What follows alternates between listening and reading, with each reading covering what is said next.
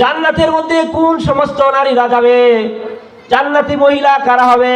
নবীজি বলেন, আল মারআতু ইযা সাল্লাত খামসাহা ওয়া সামাত শাহরাহা ওয়া আহসানাত ফারজাহা ওয়া আতা'আত বালাহা ফালতাদখুল মিন আইয়ি আবওয়াবিল জান্নাতি সামানিয়াতি শাআত।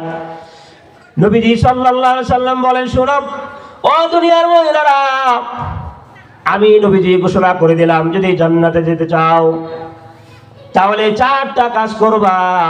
যে মহিলা 4টা কাজ করবে, আল্লাহর জান্নাতের 8টি দরজা দিয়ে, যে কোনো দরজা দিয়ে ইচ্ছা ওই দরজা দিয়ে ওই মহিলা জান্নাতে প্রবেশ করতে পারবে। জোরে বলেন সুবহানাল্লাহ। 1 নাম্বার হলো ইযা সাল্লাত খামসাহা, যে মহিলা 5 ওয়াক্ত নামাজ আদায় করবে, ওয়া সামাত শাহরাহা, রমজান মাসের রোজা রাখবে। 2 নাম্বার হলো রমজান মাসে রোজা রাখা। 3 নাম্বার হলো আহসানাত ফারজাহা, স্বামীর অগোচরে তার 3.5 হাত বডিকে হেফাজত করবে। 4 নাম্বার হলো ওয়াতা'আত বালাহা, স্বামীর সেবা যত্ন করবে। যে মহিলা এই 4টা কাজ করবে, ফাল তাদখুল মিন আইয়ি আবওয়াবিল জান্নাহ, নবীজি সাল্লাল্লাহু আলাইহি সাল্লাম মিশকাত শরীফের হাদিসের মধ্যে বলেন যে ওই মহিলা আল্লাহর দরি জান্নাতে প্রবেশ করবে। জোরে বলেন সুবহানাল্লাহ।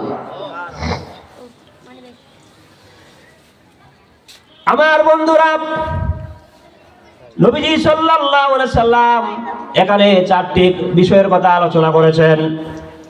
অন্যদিকে তিরমিজি শরীফের 614 নম্বর হাদিসের মধ্যে নবীজি বলেন, সাল্লু খামসাকুম ওয়া সুমু শাহরাকুম ওয়া আদ্দু যাকাতা আমওয়ালিকুম ওয়া আতিউ যা আমরিকুম ফালতাদখুলুল জান্নাতা রাব্বিকুম।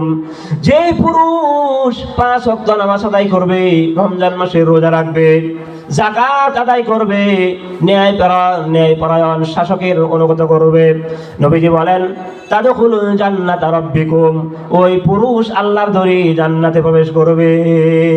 জোরে বলেন সুবহানাল্লাহ। নবীজির হাদিস। নারীদের জন্য যে 4টা বিধানের কথা বলা হয়েছে,